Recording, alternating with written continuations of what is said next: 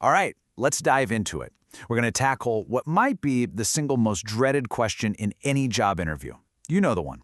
You've prepped for hours, you're feeling good, and then the interviewer leans forward and asks, That question.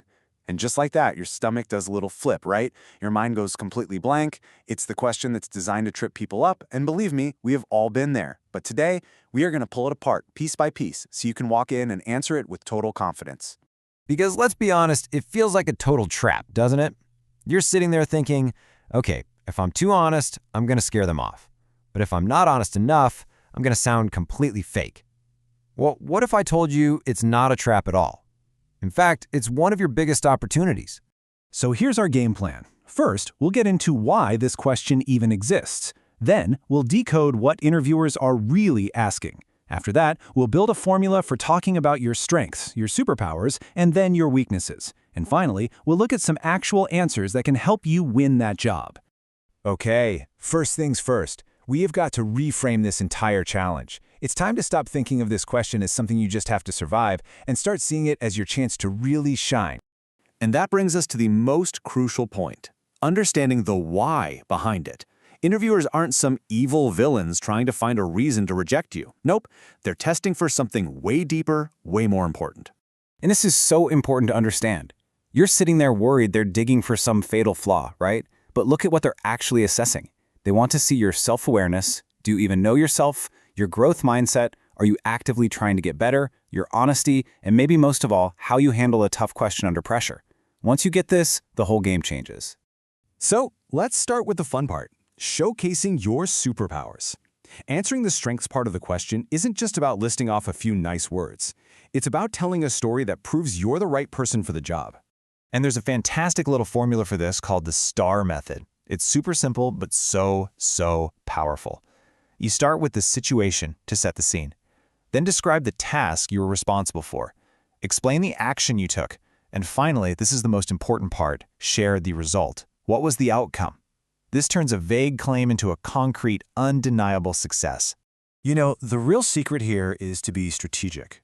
Don't just list off random strengths. Tailor it. Look at the job description, pick a strength that's super relevant, and then you have to back it up with proof. We're talking data, specific examples, anything that shows the positive impact you made. It's all about showing them exactly why you're the perfect fit. And if you're kind of stuck brainstorming, here are some fantastic places to start. Things like adaptability, problem solving, team management, these are all great. But remember, don't just say, I'm good at problem solving. No, think of a real story, a specific time you solved a tricky problem, and build that star story around it. Okay, deep breath. Now for the main event. Let's talk about turning those weaknesses into opportunities. And listen, the goal here is not to invent a fake weakness. It's about choosing a real one and telling a story about how you're growing from it. And just like with strengths, there's a simple framework for this. It's a 3-step reframe. First, just state the weakness. Be upfront and professional. Second, give a little context, a quick real-world example of how it's shown up. And third, and this is everything, you have to detail your improvement plan. What are you actively doing about it? This shows you're not just aware, you're proactive. So what are some good examples? Well, here are a few pretty safe, relatable ones. Maybe you get nervous with public speaking, or maybe you struggle with delegation. The trick is to pick something that's genuine for you, but isn't a core deal-breaking requirement for the job. You probably wouldn't say your weakness is managing people if you're applying to be, a manager. It's about being smart and authentic at the same time.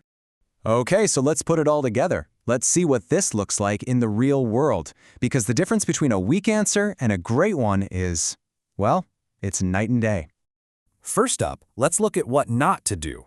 The classic, cringy answer. My greatest weakness is that I'm a perfectionist. Ugh. We've all heard this one, right? It's a humble brag, it doesn't sound genuine, and recruiters have heard it a million times. It just screams a lack of real self-awareness. Now, contrast that with this. This is a strong answer. See how it follows our 3-step formula? Step 1, states the weakness, trouble with delegating. Step 2, gives context, a manager brought it up. And Step 3, the improvement plan, being mindful, asking for help, and check out that amazing result, no unnecessary overtime in months. That is authentic, mature, and incredibly impressive. And just to round it out, here's what a strong answer for a strength sounds like. Notice, it doesn't just say, I'm a good communicator. Nope, It gives a specific example, translating technical jargon, and then bam, a measurable result. Sales beat the competitor by 15%. That's an answer that sticks with you. So just to hammer this home, let's be crystal clear on what to avoid. Perfectionism and workaholism are just tired cliches. They're humble brags that can even hint at potential burnout. And please, whatever you do, do not say you have no weaknesses. That's probably the biggest red flag of all, showing you haven't done any self-reflection at all. Which brings us all the way back to the most important takeaway. It all comes down to this one simple reframe. This question is not a landmine you have to step around. It's a stage. It's your moment to prove that you are an honest, mature, and growth-oriented professional. And really, who wouldn't want to hire that person? So the next time you're prepping for an interview, stop dreading this question. Instead, ask yourself, what's the story I can tell about my own growth?